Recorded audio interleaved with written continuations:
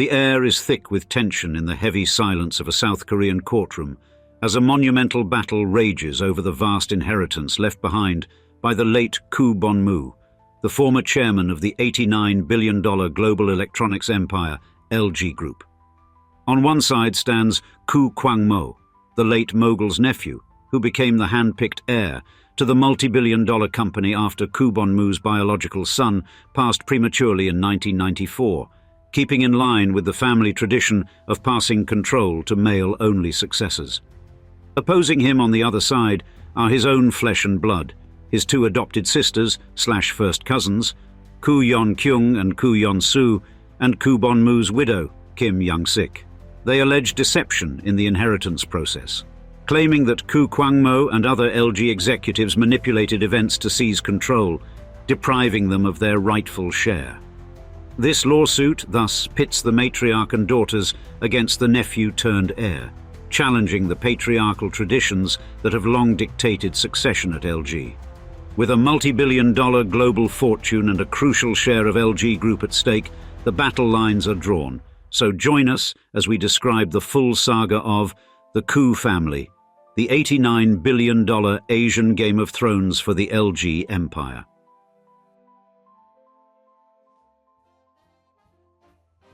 The Koo family, the brains and bucks behind LG Group, one of South Korea's mega conglomerates, has watched their net worth skyrocket recently. And by 2024, this family's collective fortune has been pegged at a jaw-dropping $5.9 billion. At the helm of this money machine is Koo Kwang-mo, the current chairman and CEO of LG Corp, the holding company of LG Group. He's got a 17.5% stake, worth a cool $3.2 billion.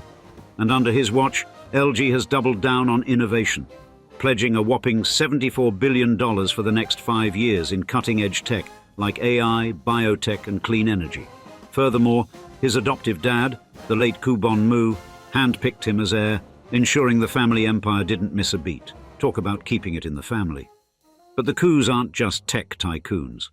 They've spread their investments across real estate, finance, and tech startups, proving they're not just a one-trick pony, and these savvy moves have padded their already bursting bank accounts nicely. Additionally, they're a cornerstone of South Korea's social and economic fabric, ranked as the fourth largest family-operated business, or chaebol, in South Korea, employing over 70,000 people worldwide. And as of 2024, the company's market valuation has hit an eye-watering 14 trillion won, roughly $10 billion, showcasing financial health that would make a bank blush. This boom can be credited to their sharp focus on expanding B2B operations, non-hardware business models, and new growth engines. LG's home appliance and vehicle solutions divisions have been standout performers, posting record-high operating profits. But the Koo family's influence isn't limited to top-tier positions. They have family members and insiders strategically placed across LG's subsidiaries and joint ventures. For example, LG Electronics, the flagship subsidiary, is led by CEO William Cho, another Koo family ally. Beyond business, the Koo family has an impressive real estate portfolio spanning multiple regions. A notable property is at 200 Koo Wee Rup Road in Victoria, Australia, a prime piece reflecting their taste for high-value real estate. They also own 25 Sabella Avenue in the same area, underscoring their substantial investments down under. But let's not forget their penchant for luxury. The Koo family's collection of high-end cars is the stuff of legends, and among their prized possessions is the Rolls-Royce La Rose Noire Droptail, valued at $30 million, the most expensive car in the world in 2024. Then there's the Bugatti La Voiture Noire at $18.68 million, a carbon fiber marvel and homage to the Type 57 SC Atlantic. They also boast the Pagani Zonda HP Barchetta, a custom-built gem worth $17 million, and the Bugatti Centodieci, a $9 million beauty limited to just 10 units. But how did a little-known family, such as the Koo, go from, like so many other South Koreans, escaping the ravages of war, to running a multi-billion-dollar global empire and traversing around in cars that carry a price tag of millions of dollars each?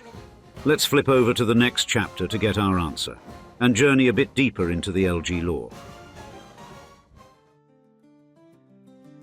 The story of the Koo family begins with their 12th generation ancestor, Koo Seong-ro, who lived during the illustrious Goryeo dynasty, a period characterized by significant cultural and political developments in Korea. And the family name Koo, or Koo, has its origins in the Wu-speaking region of China, a region known for its rich cultural heritage and historical significance. As early immigrants from this area arrived in Korea, they romanized the surname as Koo. Then, over centuries, the Koo surname has become deeply rooted in the annals of East Asian history, ranking in the top 100 most common names in China. But the real foundation of Koo family members who would grow into a legendary business empire begins with the birth of Koo In-hwoi on the 27th of August 1906 in Jisumyeon, Jinyang County, now part of Jinju City, South Gyeongsang Province. And growing up as the eldest son in a family that rigorously adhered to Confucian values, Koo was nurtured in an environment where 4 generations lived together. This familial setup, emphasizing harmony, unity, and respect for elders, was emblematic of Confucian principles and profoundly influenced Koo's management philosophy at LG. Then, Koo In-hwoi's educational journey began at Seoul's Central Normal Higher School, from which he graduated in 1924. Instead of pursuing higher studies, a path often expected of young men of his stature, Koo chose to return to his hometown to engage in business. By the age of 20, in 1926, he had already become the head of the local business cooperative union, showcasing his early entrepreneurial spirit and leadership skills. And this role was a significant achievement at a time when Korea was under Japanese colonial rule and economic opportunities were limited. Subsequently, in 1927, Koo joined the influential Dong-ah Ilbo newspaper, a position that allowed him to refine his business acumen and expand his professional network. Despite facing early setbacks, including a failed store venture with his younger brother in 1931, Koo's determination never wavered, and in the transformative post-war period, in 1947, Koo In-hwoi founded Lakhui Chemical Industrial Corporation, commonly known as Lucky, in Seoul. Initially focusing on cosmetics, Lucky's first major product, Lucky Cream, quickly became popular for its high-quality ingredients and effective marketing. The success of Lucky Cream provided the financial foundation and brand recognition needed for the company's future growth and diversification. By 1952, Lakhui ventured into the plastics industry, becoming the first South Korean company to do so. This strategic move was critical during a time when Korea was recovering from the Korean War and there was a high demand for affordable consumer goods. And by producing a variety of plastic products, including toothbrushes and wash bowls, Lakhui met the domestic needs of a war-torn nation striving for normalcy. But his masterstroke came in 1958, when Koo In-hwoi's entrepreneurial spirit led to the establishment of Gold Star, which would later become LG Electronics. This venture marked Lakhui's entry into the electronics industry, an industry that was still in its infancy in South Korea, and Gold Star's first major product, a radio known as the A501, was thus developed and produced domestically.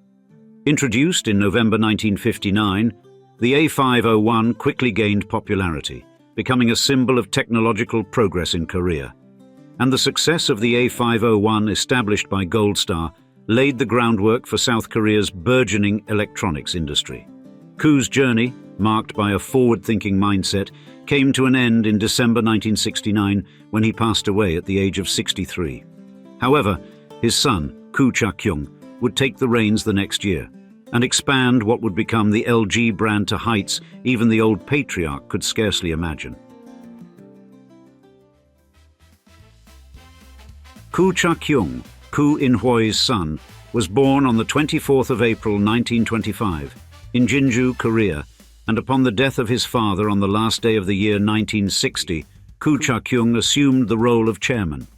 Now, one of his first major actions was to take the company public in 1970, making it the first privately held firm in South Korea to do so.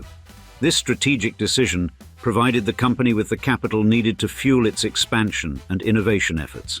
and under his leadership, LG Group's revenue grew exponentially from 26 billion won to 30 trillion won, reflecting the company's successful expansion into new markets and industries.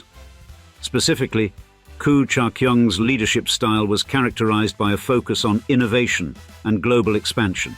He oversaw the company's diversification into various sectors, including electronics, chemicals, and telecommunications.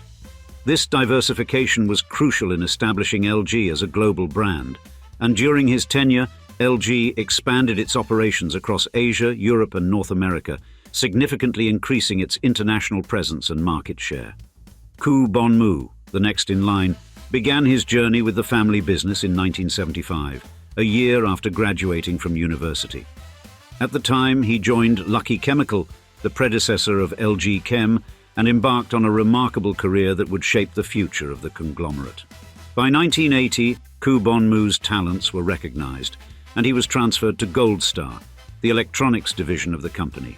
This move proved pivotal, allowing him to immerse himself in the rapidly evolving world of consumer electronics, and from 1983 to 1985, he headed the company's Tokyo office, further broadening his horizons and preparing him for the global challenges that lay ahead. As the 1980s progressed, Koo Kwang-mo played a crucial role in driving the company's expansion and innovation. Under his guidance, the conglomerate ventured into new territories, diversifying its product portfolio and solidifying its position in the global market. But it was Koo Kwang-mo's ascent to the chairmanship of LG Group in 1995 that marked a significant turning point for the company as he succeeded his father, Koo Cha-kyung, as chairman of LG Group, following the family's tradition of male-only succession.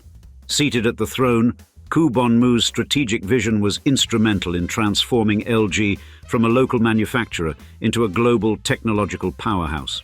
One of his first major initiatives was rebranding the company from Lucky Gold Star to LG, a move aimed at modernizing the brand and enhancing its global appeal. This rebranding was part of a broader strategy to expand LG's presence in international markets and diversify its product offerings. Under his leadership, LG established three key business units within the company: LG Electronics, LG Chem, and LG Uplus, which became pillars of the conglomerate's growth. He was particularly focused on the development of LCD displays, which became a core competence for LG as it expanded into television and smartphone manufacturing. And his bold investments in rechargeable batteries and other cutting-edge technologies positioned LG as a leader in these sectors.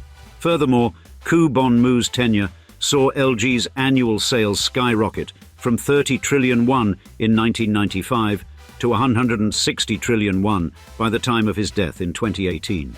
However, in 1994, Koo Kwang-mo faced a profound personal tragedy with the loss of his only son. This event led to a significant decision in 2004, when he adopted his nephew, Koo Kwang-mo, thereby ensuring the continuation of the family's leadership within LG Group. This decision was reflective of the family's adherence to a tradition of male succession. But Koo Kwang-mo's adoption of Koo Kwang-mo was not just a personal family matter. It was also an attempted strategic move to maintain the continuity of leadership within LG Group, highlighting his influence and foresight in both family and business realms. Yet little did he know that this very change in succession planning would lead to the greatest internal crisis that the Koo family, and thus LG, had faced yet. Koo Kwang-mo, the aforementioned former chairman of LG Group, passed away in 2018 without leaving a will, leading to a power struggle over his estimated $1.5 billion fortune and 11% stake in the company. Koo Kwang-mo, the nephew and adopted son of Koo Kwang-mo, quickly succeeded him as chairman of LG Group. However, Koo's widow and two daughters are suing Koo Kwang-mo and other LG executives, alleging deception to seize their rightful inheritance. You see, the lawsuit pits the matriarch and daughters of the Koo family against the nephew-turned-heir Koo Kwang-mo, challenging the patriarchal tradition at LG that grants the oldest male successor power and wealth. And in March 2023, it was reported that Koo Kwang-mo has been embroiled in an inheritance dispute with his mother, Kim Young-sik, and two adopted sisters and literal first cousins, Koo Yeon-kyung and Koo Yeon-soo, over the ownership of Koo Kwang-mo's shares. According to recordings from the trial, Koo's mother and sisters, who were previously involved in management, are suing to break an existing agreement and redistribute the inheritance shares, intending to be involved in management again. The dispute could potentially reduce the adopted Koo Kwang-mo's shareholding in LG Corp, the holding company, from 15.95% to 9.7%, which would be lower than the combined 14.9% held by his mother and sisters. Now, the key remaining issue is whether the court will accept the lawsuit, despite the 3-year statute of limitations on inheritance claims having already passed. LG maintains the inheritance was legally carried out through a prior family agreement, while the plaintiffs allege deception, and an unfavorable ruling could shake up LG's long-standing traditions and potentially diminish Koo Kwang-mo's control over the vast conglomerate his family has led for over 75 years. Additionally, under his leadership, LG Group has undergone substantial restructuring to streamline its operations and focus on high-growth areas. If the power dynamics are disrupted, it could be set back some of the key decisions made within the company. For example, one of the most notable decisions was the closure of LG Electronics' mobile phone business in 2021, which allowed the company to redirect resources towards more profitable sectors such as auto electronics and household appliances. However, LG Group's financial performance has been robust during Koo's tenure. The market capitalization of the group nearly tripled, and annual sales approached $153 billion, driven by strategic investments in new growth areas such as electric vehicle components, batteries, artificial intelligence, and clean technology industries. Therefore, we'll have to wait and see if the massive LG empire continues to run until a smooth, continuous line, or if the family shakeup will mean an uncharted course in the not-so-distant future. And now, we'd like to see you in the comments. Which wealthy East Asian family would you like us to feature next on this channel? We've already covered the families who own Samsung, Hyundai, and now LG. We base our content on your suggestions, so don't be afraid to let us know your thoughts. And thanks again for joining us for another episode. Cheers, until next time.